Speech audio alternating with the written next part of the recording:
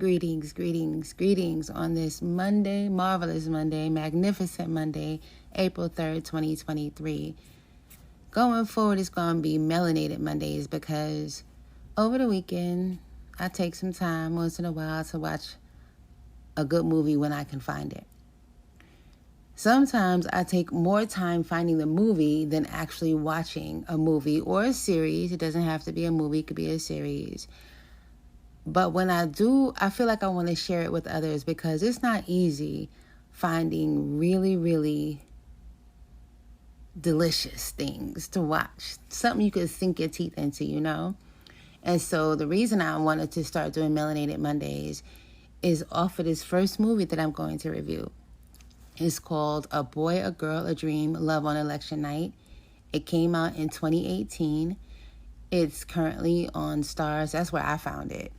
It's currently on the Stars streaming platform. And it's just good. And I've never seen the way this particular director used the camera was amazing. The way the story was specifically American, but not centered. Like whiteness was the backdrop. Whiteness and how they operate in the world was the backdrop. Yes, it was definitely there because it was election night. The 2016 presidential election was the backdrop. But what was going on between this man and this woman during that night was how we really rock. It's really good. It stars Omari Hardwick and Megan Good. You know, they are both aesthetically nice to look at. And also, what's his name? Jay Ellis. Very, very nice to look at as well. And other beautiful people in it. But it was just so real. Like, well, let's get into it.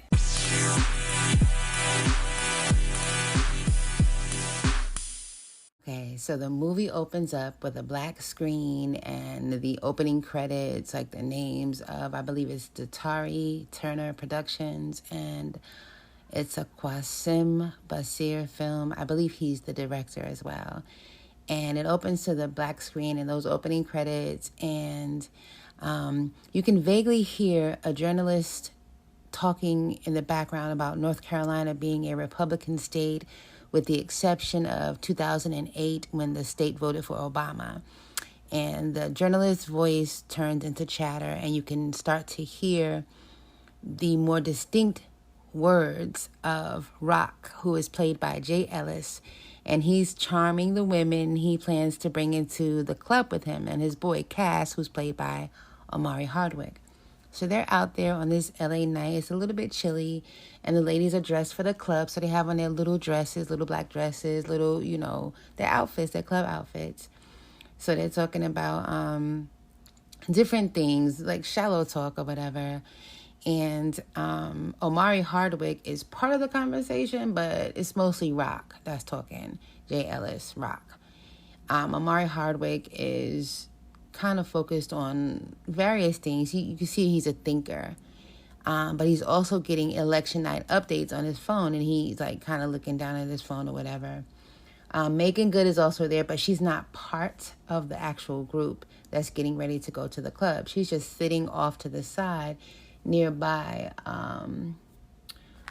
waiting for her order. There's a food truck right there. They're in front of a food truck, and she's waiting for her order. So her order is called, and Omari Hardwick finally notices her for the first time. Well, Cass. His name is Cass. So Cass notices Frida, Megan Good, Frida, for the first time. And he's used to being surrounded by gorgeous women all the time. But there was something about her that was different. She wasn't like dressed up, but she was still pretty. She had on jeans, a little leather jacket, heels, a little short haircut or whatever. She just was different, and she was like not caught up in their conversation. She was distracted like him somewhat. So the ladies are ready to go in, but he wants to try to get Megan Good's character go with them as well. He's a club promoter. The more women you bring in, that's your job, right? So he walks over to her, where she's at on the side of them nearby, and he introduces himself to her with a "what's up," which she returns like another "what's up," seemingly unfazed by his very striking good looks. He asks her where her peoples is at, because she's just out in LA eating a sandwich on, it's a nice LA night. And she's like, I'm in chill mode, I'm good. So he continues with his introduction by saying he's never seen her before, and she comes back with, all the girls in LA? Meanwhile, she's tearing her sandwich up. Like, she's in front of this gorgeous man, busting that sandwich down. So she's clearly comfortable in her skin. And their conversation flows nicely, organically, not shallow fluff, just real intrigue and sparking of the connection that's going on between them. And he's just as confident in his sexy and comes back with something like that. Something like that. I know all the ladies in LA, something like that. He asks if she's going to the spot.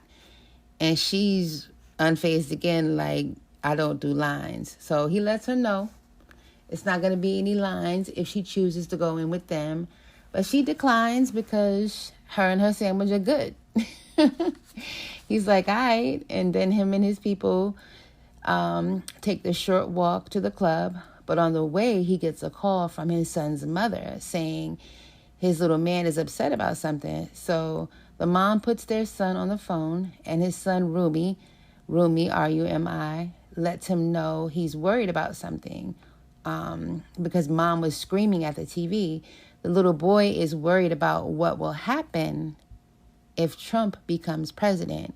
And it's interesting to watch this movie in 2023 and know all that happened during and after that particular presidency. So the whole time he was walking to the club with the beautiful group of women and his extra confident co-promoter, Rock, he kept taking glances back at the woman he just met. But when he got on the phone with his son, he was focused on his son's wellness and grounding his son in the fact that he's safe no matter what happens in the political arena. So he and his son recite positive black man affirmations together before they hang up. He ends the call with a "I love you, good night," and Megan Good's character is walking up on the group at that point. She changed her mind and decided to join the party people for a little while. He was cool about it, but his pause showed how moved he was by her presence. He asked her about her sandwich and offered her some gum. She gave him the sideways head like, "What you trying to say?" And they both laughed, and the connection built with them is organic. I like that a lot. I really do. It's not forced. It's really organic. So she takes the gum, and you can overhear Jay Ellis's character saying, "Fuck the election. The dude is not going to win," trying to get the ladies in the larger group to be focused on the good time they're about to have in the club. They get to the door and they are moved through the line real easy. They get to their VIP table.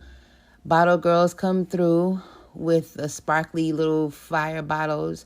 Megan is vibing on the edge of the VIP area.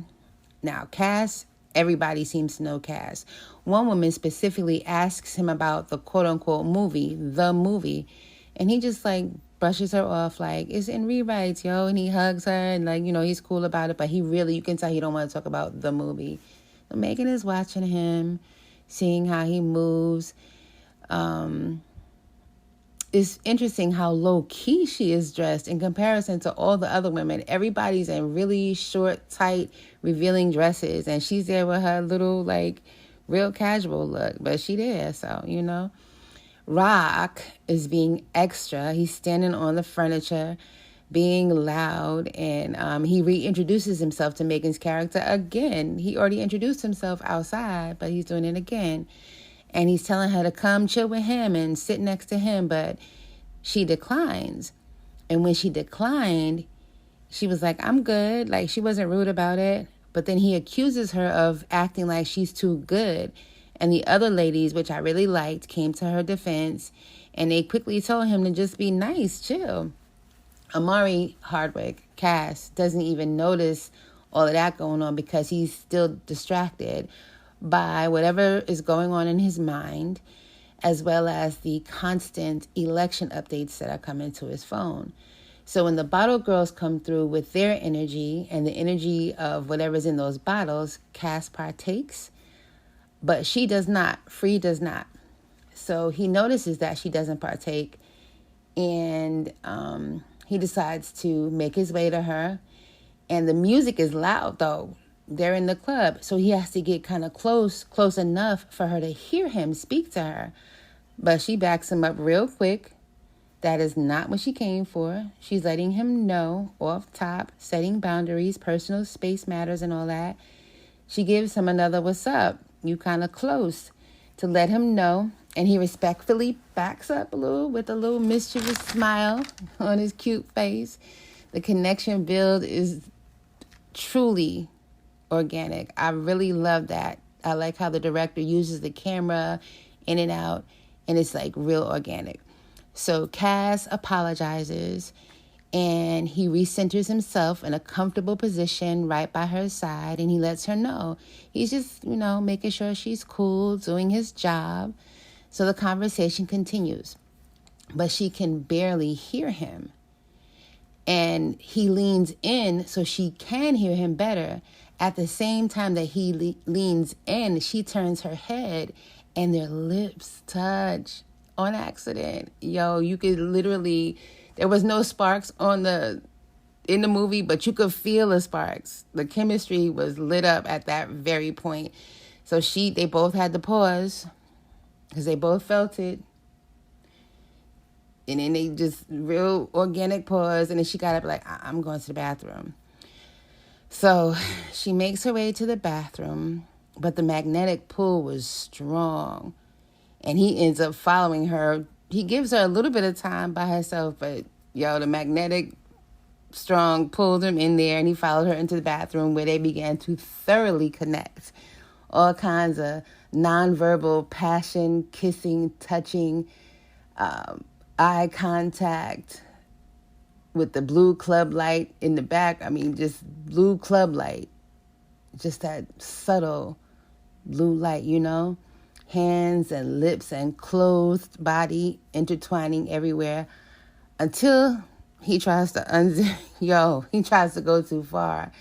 And she stops him right there and she exits the club. So of course he goes looking for her. Of course.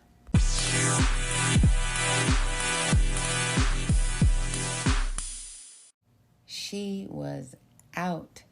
He tries to ask Rock if he's seen Free, but Rock has no idea who Cass is talking about and tries to offer Cass a bottle.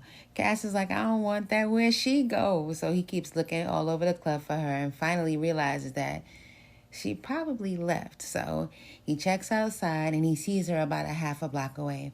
He catches up to her and she's heated. He comes with, I wasn't trying to hurt you, and she assures him that she was not hurt. But she's clearly pissed and insulted that he would even try to go there with her like that. So she gave him a sarcastic, thank you for everything. Just that she has to catch a flight in the morning, so she's out anyway. And it's time for her to go. Intriguing, right? A flight. So that's why she don't have no crew. And she's just out there. It's really just her. She's not from there. At this point, you can see the text from her phone coming up on the screen or popping up on the screen. And it's like, where are you? You said you'd be back on Sunday and it's Tuesday. So clearly, both of them have a lot going on, a lot on their minds other than just a night out at the club. So he's clearly disappointed that she's leaving and asks her what she's going to do, how she's going to get to wherever she needs to go. And she brushes him off with I'll manage. And he keeps trying to convince her to stay by saying things indirectly like, you just gonna go back to the lame ass Midwest? Is that where you from? You a Midwest girl? Her face was everything. Like, really? She goes in on him by saying, you a 30-something-year-old club promoter who knows all the girls. So they're having like a low-key argument already, and they just met.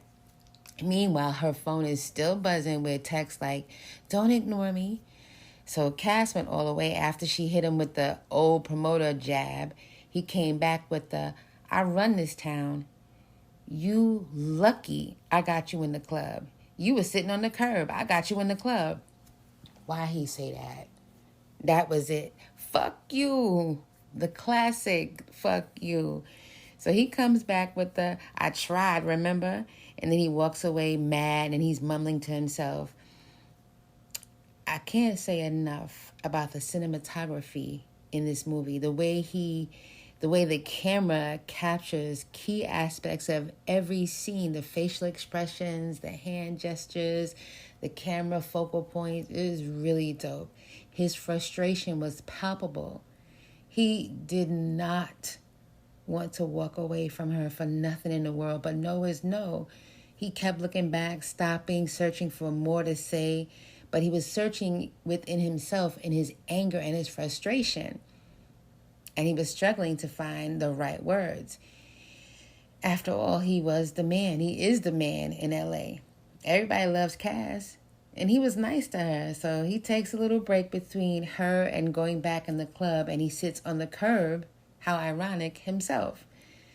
Just for a second, he's back in deep thought until he hears guys like calling. And he turns around, he looks, and they're grabbing on her, two white guys. So he runs back that way. And he's kind of, and they come out of their mouth like, what, this is your pimp? And at that point, Free is super heated. And she's yelling at them like, who the fuck you think you are?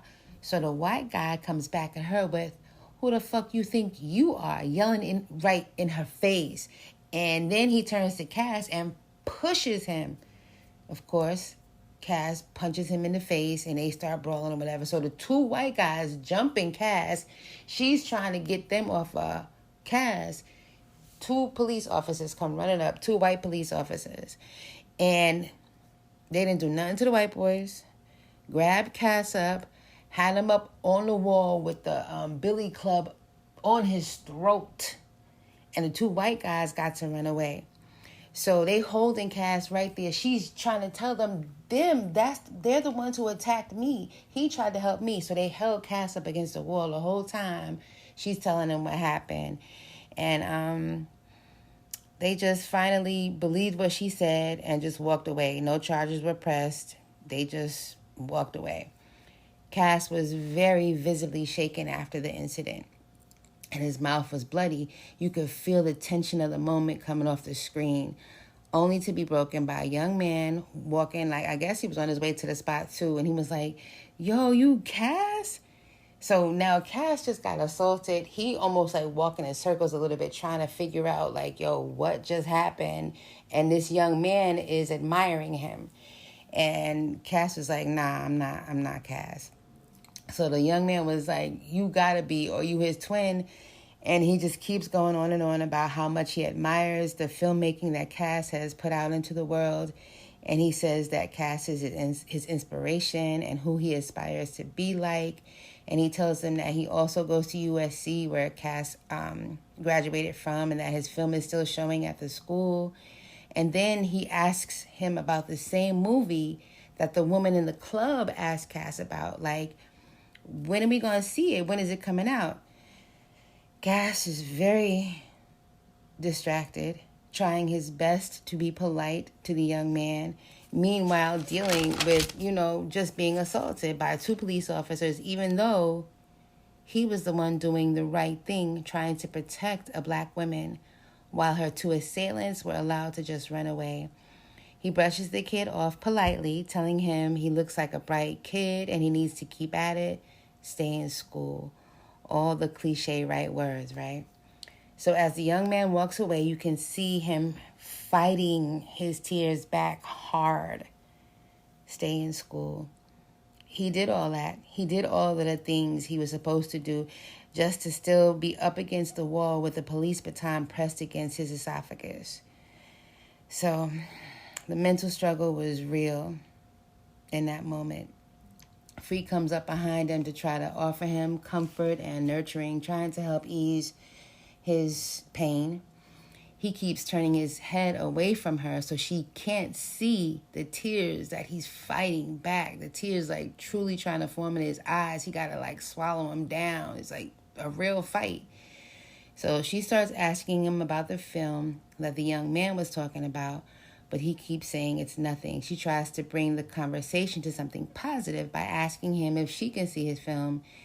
He's still real deep in dealing with his bloody lip and his humiliation of the moment, and he tells her no. She keeps asking him, and he keeps telling her no. It's a very frustrated no at a certain point, and he begins making his way back to the club. He tells her, yo, I'm about to head out. I'm going to tell Rock I'm out. You can stay with him if you want to, but I'm out. At that moment, she realizes that she needs to be soft with him. Not to change the subject, not to make him not think about it, but let's face it together. So she pulls him to her gently, looking into his eyes, but he can't look back into her eyes. He's just so very hurt and humiliated, and his lip is busted and just bleeding. So she holds his face in between her two hands, even though he tries to pull away a little bit, not hard or rough, just a little bit. And she gently touches his face in the ways he needs to be touched. She invites him to sit with her on the curb for a minute, kind of like cool the situation down and catch their breath and feel their emotions. So he sits with her and they are silent together, processing a lot. In that moment, he decides to order a Lyft and then checks the election updates on his phone before finally apologizing for what he did in the bathroom, trying to go too far with her. The Lyft pulls up and she asks him where he's going. And he says, anywhere but here. And she responds with, let's go.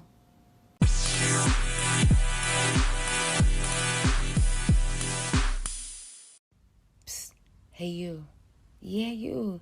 You want to make a podcast, don't you? Well, Spotify's got a platform that lets you make one real easy. Then distribute it everywhere and even earn money all in one place for free. It's called Spotify for Podcasters, and here's how it works. Spotify for Podcasters lets you record and edit podcasts right from your phone or computer. So no matter what your setup is like, you can start creating today. Then you can distribute your podcast to Spotify and everywhere else podcasts are heard. Video podcasts are also available on Spotify. So get started today. See you in the podcast world.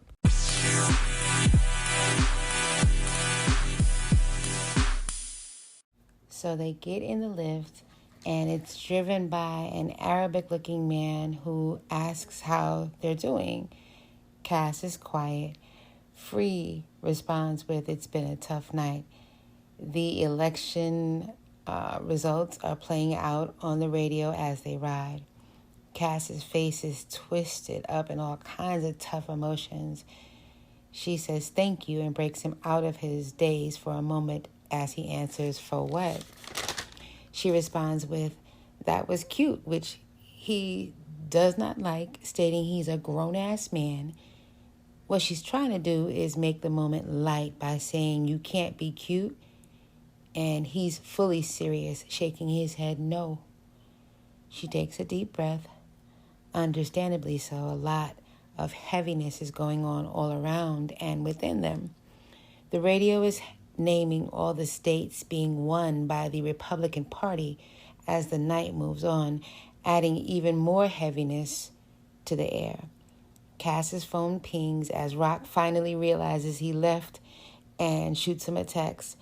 Rock quickly gets over the fact that his boy left because he's still with all the lovely ladies, and now he has all of their attention just on him. She finally gives him a substantial thank you. Thank you for fighting for me. He responds like the grown-ass man he is. You're welcome. It's the least I could do.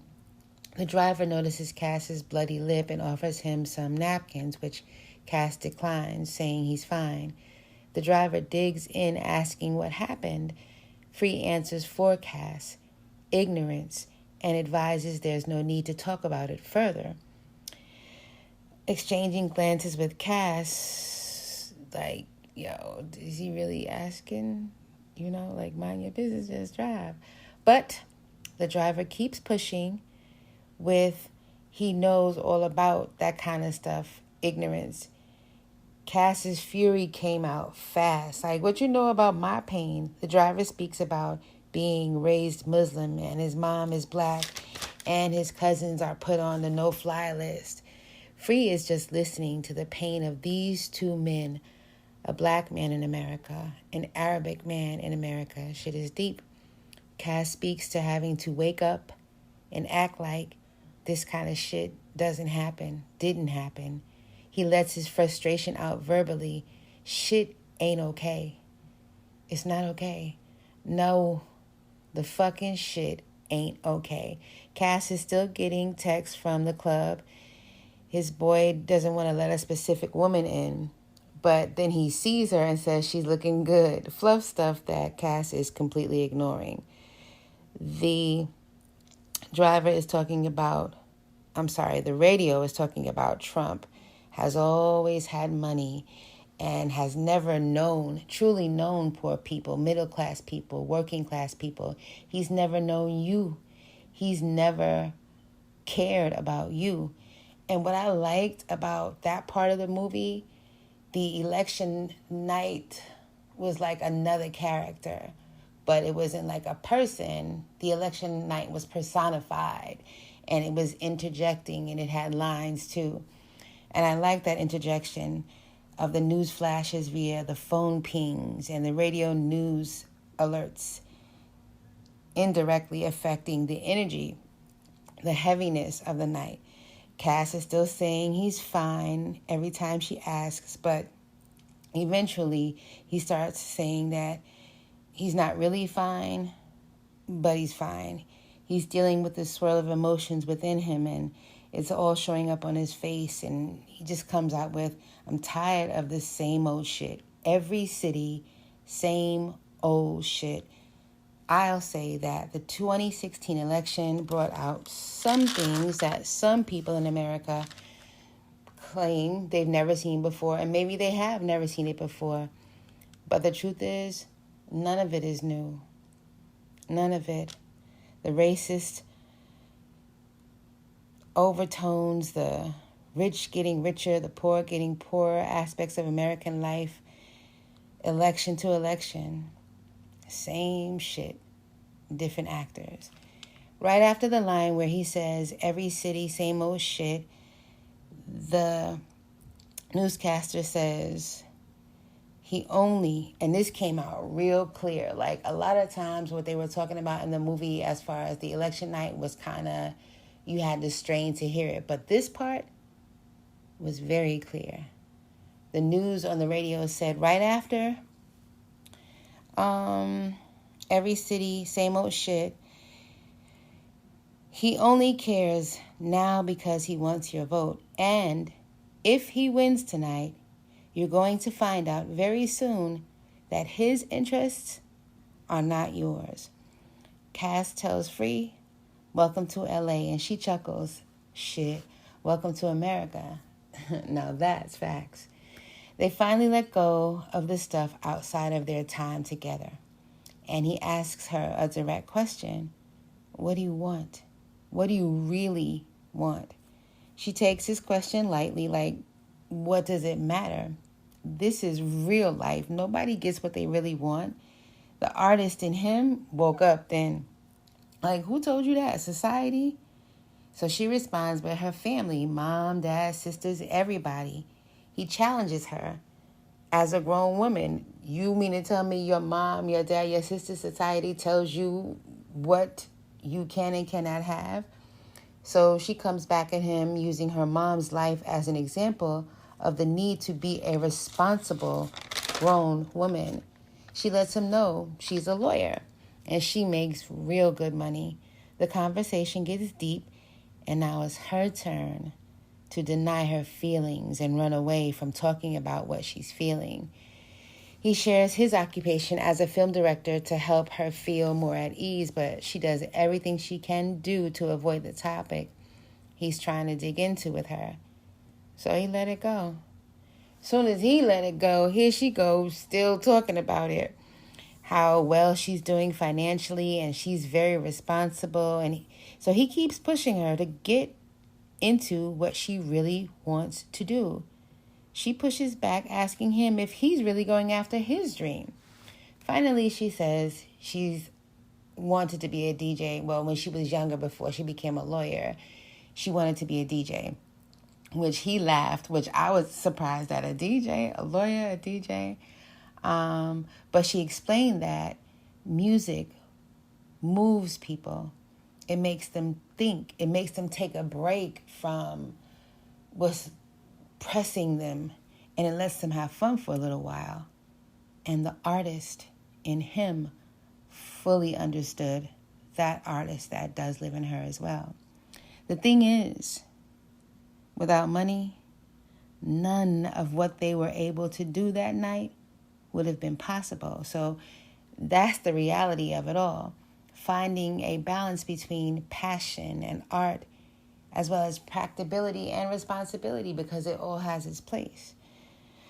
Naqib, the driver's name is Naqib, gets in on the conversation, and everything's been significantly lightened up by the discussion about her DJing and her music. And I love the line that he said here, that Cass said here, because they were pulling out her headphones, and he was getting ready to listen to her mixtape, and he said, "I have little ears, but hopefully your music is big." I love that line. So while he's listening to her music, her ex text kept coming through, and he saw the text popping up. So she let him know that she's not with that guy anymore. And she told him, like, you fought for me the first day we met. He only ever, excuse me. You fought for me the first day we met. He only ever fought me. He's only fighting for me now because I'm gone. And that's a hell of a first date. So at that point, their second kiss happens, which is very soft and very sweet and not rushed and frantic like at the club. He takes off his jacket and places it around her shoulders as they take in the scenery above the city. So at this point, they had pulled up to the mansion that they were going to. It was a mansion party at a friend's house. But it was like a regular, like a party or a club party. It was like industry people getting together and talking about industry things. So you see a few for real famous people in the room. And right before they went in, this is where they had their second kiss, the soft kiss overlooking the city. And then they look up, and the moon, a full moon, is shining. So like I said, they pull up to the house, and he introduces her as Free, and they're like, everybody knows him. So he goes off to the kitchen for a second to fix them some drinks. So at this point, she's going to take a drink. So he's off in the kitchen, and he pulls up his movie on his phone, and you can see the last time his movie was played was 4 years ago, even though he's pushing her to be free and live her dream. It's been 4 years since he even played his movie, even looked at the movie. He's his dream, but he's criticizing her. Meanwhile, she's back. Something's going on with the election, and Free just came in that room. She don't know any of those people, but she turned the TV off, plugged up her aux cord, and is trying to get them to listen to her music. Nobody there knows her. So they're like, Cass, come and get your girl. What is she doing? So she's trying to tell them that they need to take a break from all the political news. And they're arguing with her that it's history going on. And she's saying we need to be thinking about our own history. We need to think about life. And she's trying to play one of the DJ mixes with them. And they get into it for a minute because Cass does not come and get her. But instead, when he comes out of the kitchen, he grabs one of the women that he knows and he starts dancing with her, which encourages other people to get into doing it as well, dancing and vibing. And the whole vibe throughout the house almost changed fully, but her ex kept texting and calling her phone and interrupting the music, so she cut it off, which made the whole house aggravated with her again. The house goes back to watching the election night news, and her and Cass make their way up to the rooftop. And this is the part where he was getting ready to show her his movie, the movie that he hasn't played in 4 years. But her ex kept texting and calling. So he decides to tell her, you like, go ahead and take that phone call. He overhears the frustrated conversation she has with her ex, and he decides not to share his movie with her. He starts talking about the flight she gotta take, and this is, I guess this is where our time ends together. So she starts asking him about the film that everybody wants to see. Like, what are you doing? Show me the film. What are you doing? And he's clearly very fearful that he's falling for her. And he's fearful that she's still very connected to the man who keeps calling her phone every few minutes. She's questioning her, as if he's fully free. You questioning me about not following my dreams.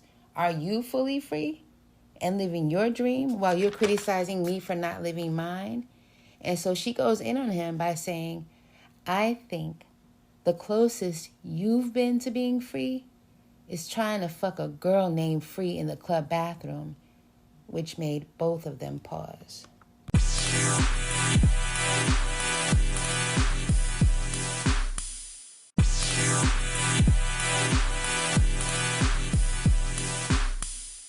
That pause was filled with too much truth. She had to say sorry. She brought up the college student who approached Cass just after the altercation, brought up just how much Cass's work meant to that young man. She gave Cass his question back to him. What do you really want? What happened? He gave us such a real answer. Nothing happened. Everything is always happening. I get tired of fighting every day. I fight every day. That's my occupation. That's what happened. This movie speaks to the depth of healing the Black community truly needs worldwide. So Cass and Free sit with the emotion of his words for a few moments and let it wash over them. And then he brings up her ex and how much her ex is affecting her in a negative way. Now it's Cass's turn to touch Free's face the way she needs to be touched, comforted and cared for, as she fights back her tears. They embrace and love is flowing between them and is beautiful. On the rooftop, above the city of LA, under the light of the full moon, in each other's supportive, caring embrace. Beautiful. They were holding each other as they heard, oh my God, he did not just win. The shocked screams coming from below them as the news spread through the house. Free shakes her head in disbelief. They take each other's hands and move through the house on their way out. People in that house are very upset, and many are leaving, but to those who stayed, Cass gave a little speech about, we all know what it's like to fight. We've all fought before. Everybody knows what it's like to struggle to be loved, to love, to work, to be free. So we're still fighting, right? Tonight just means there is still more work to do. One of the people in the room called Cass out. That means you too, right? You got more work to do too, right? And that line is for all of us. For real. Me too. Word. Real work that we all know you can do. Word.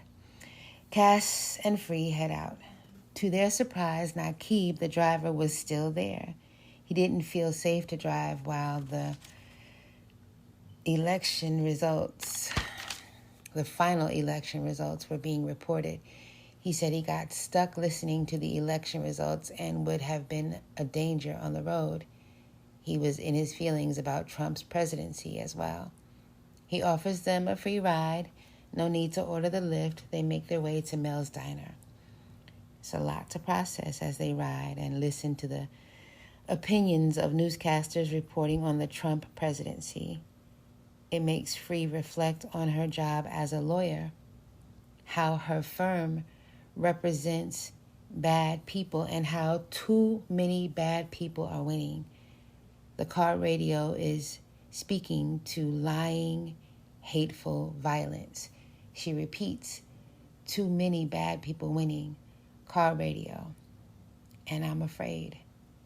Now that's big in the American playbook of policies and procedures. Fear is big in the American mindset.